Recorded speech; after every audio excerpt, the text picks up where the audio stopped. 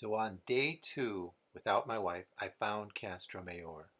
Castromaior are ruins that if you don't know to look for them, will be completely bypassed on the Camino. In fact, I watched numerous Camino videos on YouTube and didn't see any of the ones I watched show these ruins. You ascend a hill and then descend a little into this wonderful, totally unpreserved history exhibit. This was a working village 2,000 years ago. These are Roman ruins, and I really wish I had a guide to bring everything to life. I used my imagination and could envision many sleeping quarters, fires burning for cooking or warmth. The village must have had a bad time, either disease or poor choice of location, because I read that it was only occupied for around 5 years. Listening only to the wind, I meandered through it and then found my way on the other side of the village down a little path back to the Camino.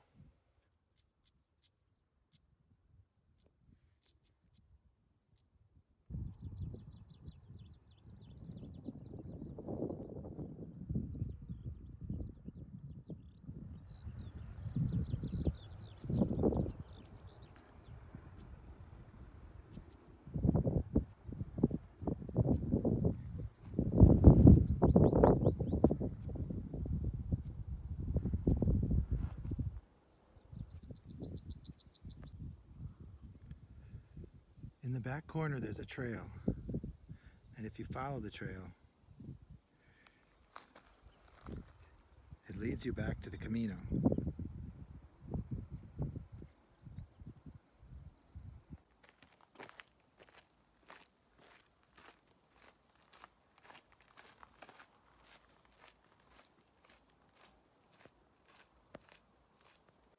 I eventually caught up to my wife, and we came across a really nice place to stop for a cold drink, the Restaurante Hostel Labrador.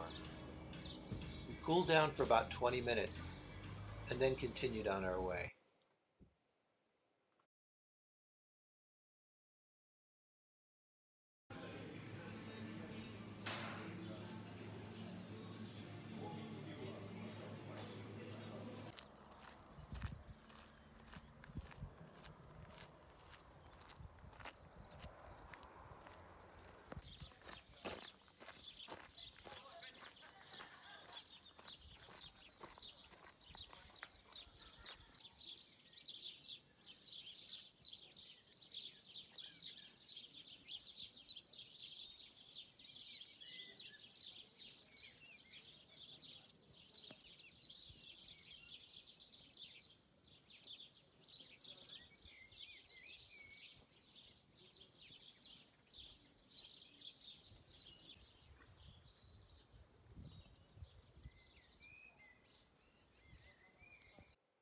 This was around where my wife had had enough and requested a taxi to our next hotel, and I finished the walk on my own.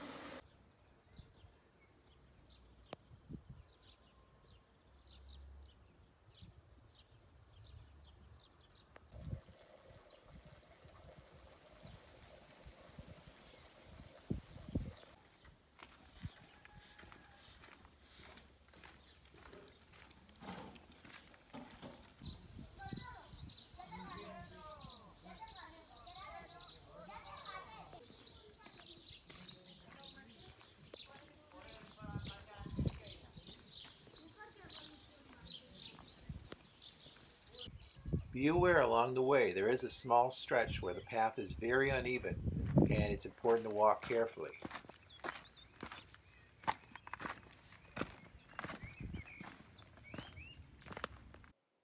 Along this route you also pass through the village of Porto with the famous ant sculptures. Yes, instead of playing with it. I'm not playing with. It's a take. Oh. Oh. Is this the?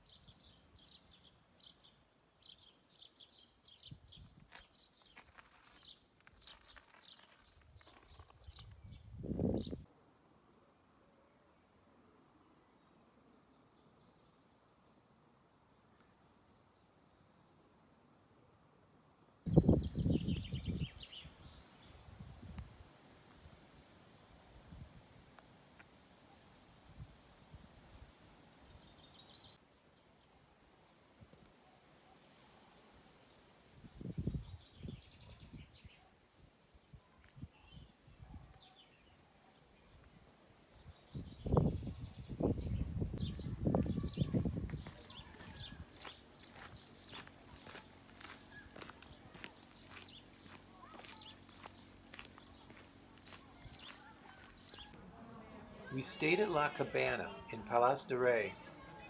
Again, this was booked by Camino Ways. The reviews on TripAdvisor are really mixed, with some liking it and some trashing it. I thought this place was overpriced, kind of like staying in a dormitory. The restaurant really had nothing for vegetarians at dinner time. After all that walking, this was disappointing, but generally Spain is a meat-eating country, so you need to be mindful of this if you're not in big cities.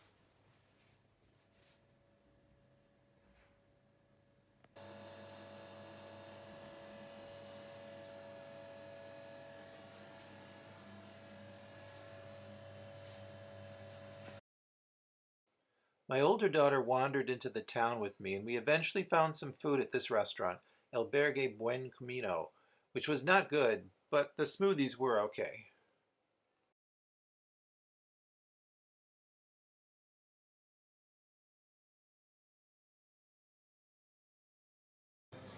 This is now day 3.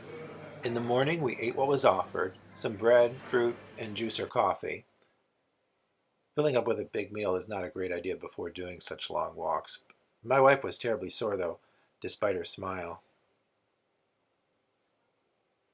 My older daughter did not feel like walking in the hot sun. My youngest daughter was on crutches, and I didn't want to leave them, so we gave up walking for the day and we said goodbye to our bags, which were prepaid, to go to our next hotel, and booked a taxi to Arzua.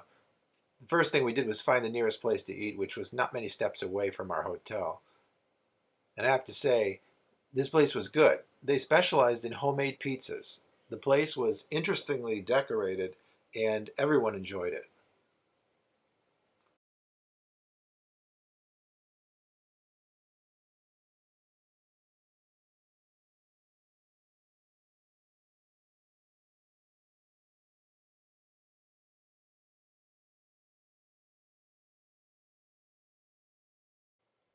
We stayed at Pension Casa Teodoro. They were very friendly and spoke some English. It was a simple hotel with a great view.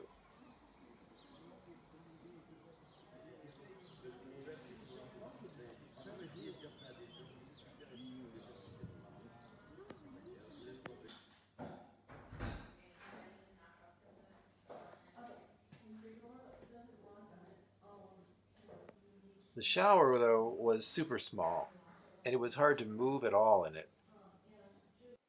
They had a simple breakfast, mostly bread and cheese. Day 4. I crossed the street to shop for a snack and some water to take on the Camino. Then, in the rain, I set out by myself for the walk from Arzua to Almenau, an estimated 7.5 hour walk of 29 kilometers. My wife was still too sore and was now actually feeling ill. My older daughter was disinterested in the walk, and my younger daughter remained on crutches. This was not the Camino that my wife and I had planned for 7 months. It was not a Camino I had seen on so many YouTube videos. It was our Camino, or what was left of it.